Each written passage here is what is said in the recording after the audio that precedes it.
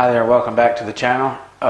So I'm working here in this mobile, and we've got a bunch of these holes like this, and then a bunch of rot up next to the walls and stuff like that. In this video right here, I want to show you just how to fix the common hole.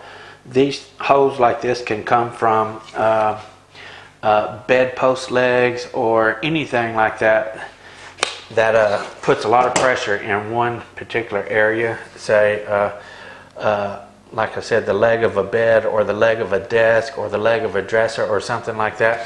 You can see there's two right here side by side, really close. So that leads me to believe maybe a dresser or something maybe got dropped or something like that right here in this area.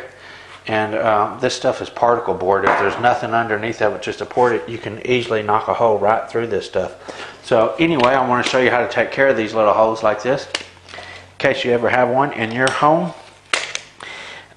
So what I did to begin with is I got me a little cut on both sides of this to give me something flat to measure to, and then I take my tape measure under and I push it under there until I hit a floor joist over here. That will give me a measurement to go by. I've done that on both sides, and after I've done that, I put me a mark over here. This was let's see what this was. I can't even remember now. 3 3/4. So then I took and hooked on that flat spot that I measured to. Put me a mark at 3 3/4, and then I measured from my mark in order to get a straight reference from my pencil mark over to a seam in the particle board here. So this seam is going to be straight. So after I get me a mark there, I come over here and I get my framing square and I measure it. It was like 16 and I can't remember what it was, but anyway, 16 and from the seam in the OSB right here, I mean a particle board, 16 1/4, and then I went 16 1/4, got my framing square nice and straight, marked around the outside of it. I don't know if you can see my mark or not. Let me try to darken it up just a little bit so you can get a better view of it there.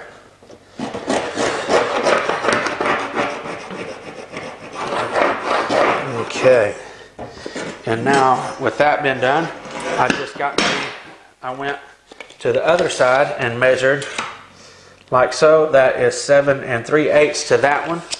So I measure again, coming from the flat spot that I cut here with my carpet knife, 7, and I actually went 1/4 to that, just because whenever I stick it in there like that, it is at a slight angle, so it's going to make it seem a little bit longer. So I did back off just 1/8 of an inch to give myself some play. And then the same principle, I didn't even have to. What I did is I took this bottom line right here, because I'm using a framing square. I know this is already square because I squared it up off of this. So I just line my pencil mark here on the bottom and then run my pencil up the side of my framing square right there. I'll make that a little darker for you to see. I've already got my marks here, but I'll just go over them more so you can see them. And then the exact same thing right here. I just line my mark up right here and run a straight line over the head of my framing square right here. Okay, maybe you'll be able to see that. Okay, now we got that done. I can take and just want to make sure. I think I've probably already got it because I've already done several of these today. So I am just a tad over 3/4 of an inch, just to make sure that I get a clean cut through, and I am good right there. So I'm going to go ahead and make my cuts, and I'm going to stop before I got this blade is rounded, so the top of my cut is going to be further than the bottom of my cut. So I want to stop as soon as I get to the corner, and I'll finish my cuts out with my little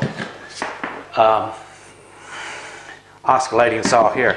That way I got nice straight cuts down, and I don't have a weak point where this is cut over to here, just to get the bottom part of this board cut. Okay, so we'll go ahead and make these cuts.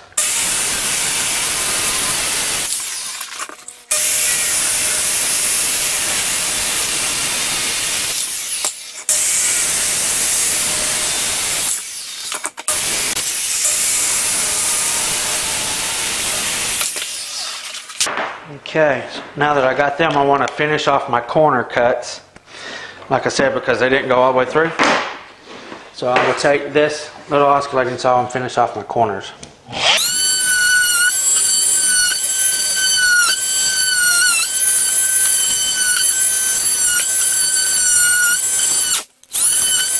Okay, so that should pick straight up out of there. Perfect. Alright. Now this is where it gets fun. So I want to measure my square, and I'm going to go from the inside of my floor joist. I actually got over on my floor joist just a little bit, which that's okay. That's why I went only 3/4 of an inch deep, just barely over. I just barely got a little score marker on top of that. But anyway, I want to measure the distance in between each floor joist. Make sure it's halfway straight. 14 and a... I probably better do, let's see here. I don't want it tight by no means, but I don't want it really loose either, and I'll show you exactly why in a minute. So I'm going to do 14 3/8, and yeah, I think that's going to be good that way, 14 3/8. And then this way I'll measure my hole, and I want to go 1.5 inches longer, okay? So if you want to just make that simple, so you ain't got to be thinking about or adding 1.5 inches, because this is actually okay, that's 13 inches. Okay, so that's real simple. So I can just make this 14.5 inches by 14.5. That's almost a complete perfectly square. So that turned out good, and I didn't even plan that. But anyway, it don't matter if it was or not. I'll show you how to do it if it's not. So right here I'm going to go 3/4 of an inch from the edge of my cut to here to a mark, and then I will go 3/4 of an inch over right there, and then to my mark, so 14.5. Okay, if it wasn't, say if it fell at 5/8 or you know some random odd number that would be hard to add to for some people, I always like to simplify things myself just so I don't get mixed up. So anyway, 14.5 by 14.5. Okay, so now I want to take and cut me a couple 2x4s, 2 of them at 14.5. Want to be pretty precise on this. Oops.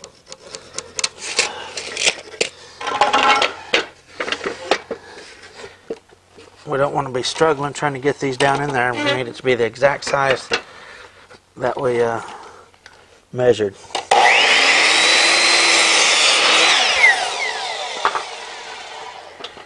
Okay, I'm just going to take and line this back up. That way I can make sure I get them both the exact same. And put me another mark right there. And I'll just take that mark off with my blade.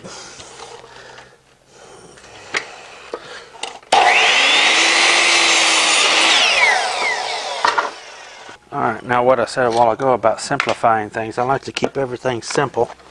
So I need, what we're doing is making a box with these, a square box 14.5 inches by 14.5 inches. So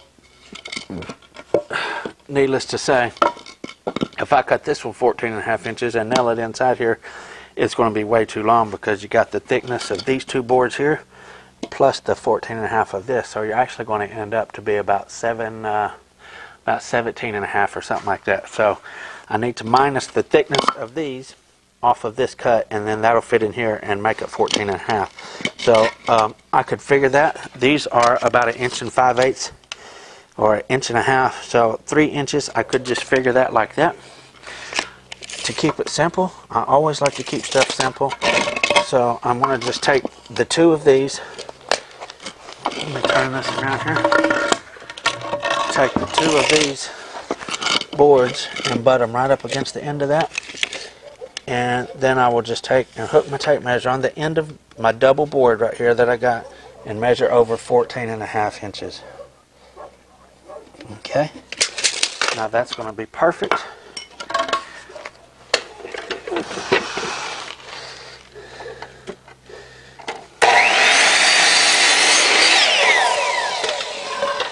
once again, I'll set this right on top, and I don't have to figure both of them again like I did. I can just set this on top, make sure it's straight, and I'll take my mark off once again.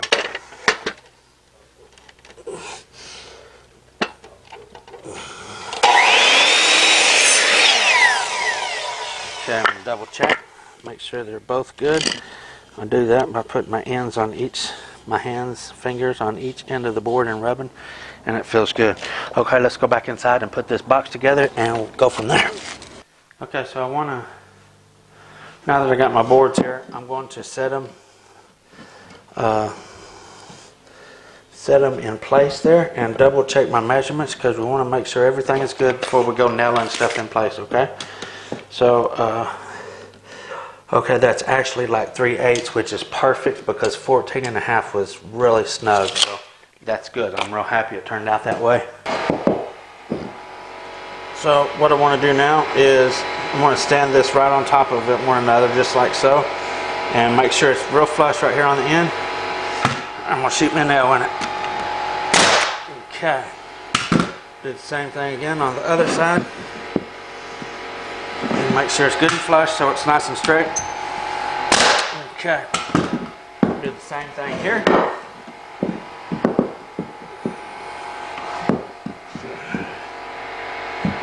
And right there. Don't forget, it's just as simple as building a little box.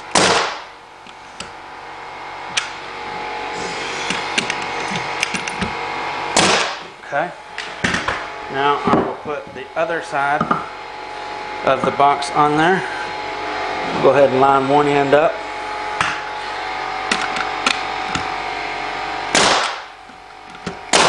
Okay. Now turn it and make sure this one is good before I nail it. It's got to be pulled out just a hair, so I'm going to push down to hold it in position while I shoot my nail in. Okay. There we go. We got us a little box. Now, let's see here. So the strength from this, what I want to do now is set this right under there like so. Tap it into place. What you want to do is tap it back just a little bit, because you want about 3/4 of an inch right here on this end and 3/4 of an inch right here on this end. I want to pull it up tight. You want to make sure it's level with the other joists that were buttoned. So if we pull it up tight against the subfloor here, it's going to be tight. Okay, so I'm just going to pull it up and put one nail in it. Okay, do the same thing over here. Pull it up and put one nail in it. Okay, some people will just put 3 or 4 nails in it and they'll be good with that. So anytime I'm putting supports or whatever in a floor, I would rather screw it in position rather than nail it in position, because it gets walked on all the time and movement and stuff like that. Screws are just going to hold it more secure rather than a nail. So that's why I only put one nail in there, and then I'll put a couple of screws in each side.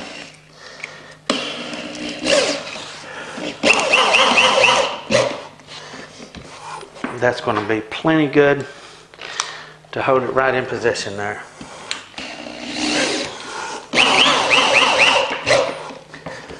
Okay.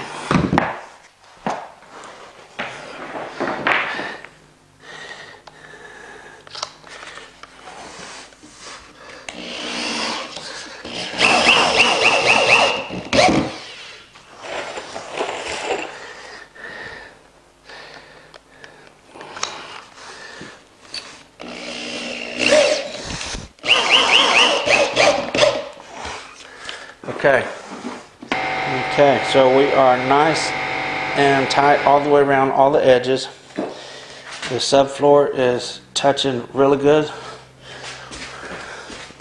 So we know we got it nice and tight all the way up against the subfloor, so that's going to be really good and solid.